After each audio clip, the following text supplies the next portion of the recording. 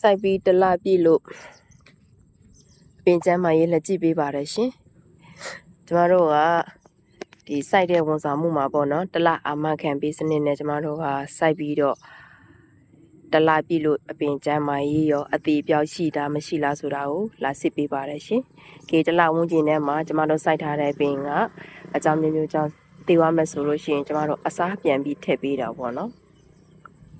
ပင်ကတော့ကျမ်းမာနေပါတယ်ဒူးရင်ပင်ကိုစီးပွားပြေးစိုက်ကျင်တဲ့မိတ်ဆွေများတပိုင်းတနိုင်စိုက်ကျင်တဲ့လုပ်ငန်းရှင်မိတ်ဆွေများ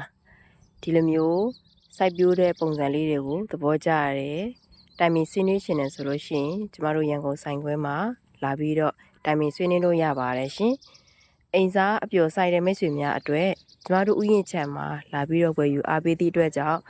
စိုက်နည်းပြည့်စုံနည်းလေးတွေတော့အကြံပေးပါတယ်နော်ကျမတို့လိုက်မစိုက်ပေးပါဘူးရှင်ကျမတို့ရဲ့ကင်ဆောင်နေတဲ့ဖုန်းနံပါတ်ကိုဒီဗီဒီယိုရဲ့ comment ထဲမှာပေါ့နော်ထည့်ထားပေးပါမယ်နော်